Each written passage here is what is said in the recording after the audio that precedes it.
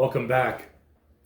So in the last episode, I talked a little bit about the question of the science of these vaccines. Which vaccines utilize aborted fetal tissue in their production or in their testing, whether there are alternatives, whether there are other companies that do or don't, and how they go about using these things. And so in the process of this, I mean, if we look at this reality that many of the companies that are producing vaccines are at least in some way connected to the use of aborted fetal tissue, some more than others.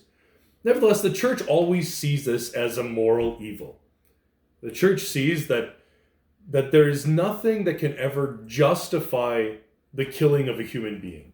And so even something as good as the production of a good vaccine is not sufficient to justify the life that's lost, the innumerable dignity of God's life that God placed that has been lost through the sin of abortion. And so although these vaccines are we might say somewhat distant from that original abortion that happened in 1985 or wherever, there's still a connection to it. There's still a kind of profiting off of it. And so the church sees this as evil, but the church also recognizes that there's different ways in which we participate in evil. So there's different ways in which we might ourselves be responsible for evil that's done by another person.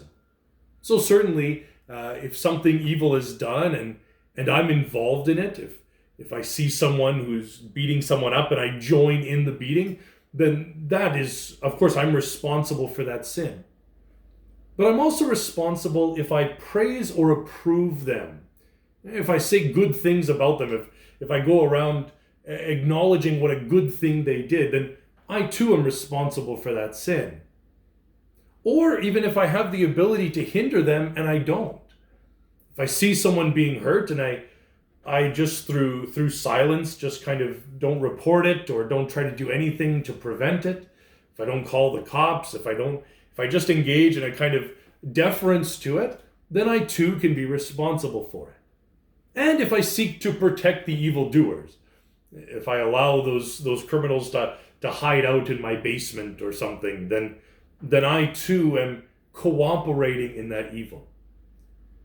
But when we come to the question of vaccines, we're coming to something that's a bit bigger and a bit more removed than that little example of seeing a person be mugged on the street. When it comes to this question, we're talking about ourselves who, I mean, I wasn't involved in the production of this vaccine. I wasn't involved in the testing of it. I wasn't involved in the ethics advisory committee behind it. I wasn't involved in any of those different scenarios. And so to what degree then am I participating in it? In order to answer that question, it's good to look at a bigger question, and we might use the similar example of abortion. And we might say, imagine an abortion clinic. And imagine there's a doctor in there who is performing abortions. That's his whole job. That's what he signed up to do. We can ask, well, is he responsible for that evil? Is he responsible for the crime of abortion? And we would say, well, certainly. Of course, he's the one actually doing it. He's the one who is directly contributing to it being done. So yes, of course, he's responsible. But then we could take a step back and we could say, well, what about the receptionist, the person at the doors? Is he or she responsible? Well, in some sense, I mean, the receptionist is certainly responsible. The receptionist leads the person into the room. They probably advise it. They probably recommend it to the patients that walk through their door. They probably tell them this is a good thing they're doing. Right? They advise it. They praise it. They recommend it. And so they too are responsible in that crime. Probably less than the abortionist, but still responsible in it.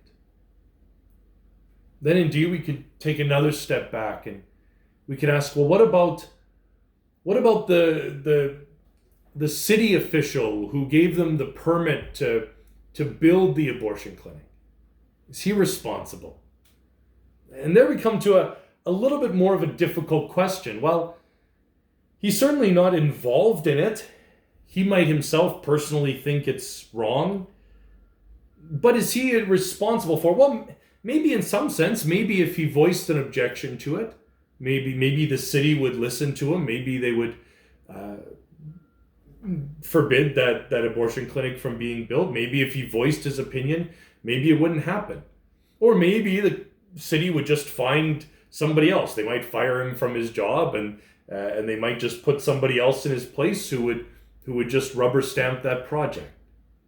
We could ask the same question about the garbage disposal man who comes to pick up the trash that's filled with the discarded human remains of all the children who have died.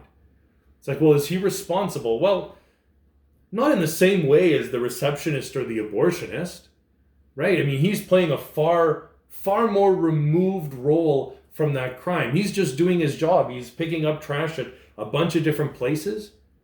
But it also so happens that one of the places on his route happens to be this place. And he might find that task gut-wrenching. He might even say, I'm not even able to do this job. This is just too difficult for me. But generally speaking, we would say at that point, like, he's sufficiently far removed. He's not playing an integral role in the actual causing of that abortion. And so we would generally say, if he does have some culpability, it's quite minimal. You know, that his relationship to that sin is significantly distanced. And so that's the first question that comes to us when we're discussing these vaccines, is we can say, well, are the vaccines immoral? And we can say, yeah, in many cases they might be. But the Vatican at least has said, well, in our participation of them, we're sufficiently far removed.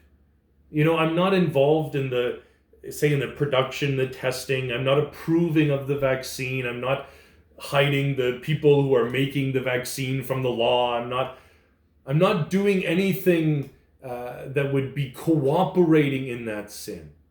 And so my reception of that vaccine is even more so than the garbage man of the abortion clinic is so far removed from that initial sin.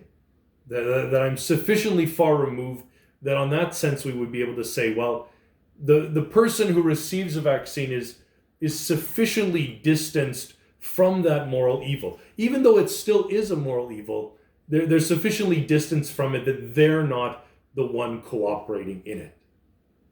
Hopefully that might answer, might still give a lot more questions than answers, but hopefully it provides a little bit of background into this difficult question of how we sometimes participate in sins in ways that we're perhaps not even cognizant of. And so in the next video, we're going to look a little bit about what do we do about it then? Are there other options? Are there other things that we can do?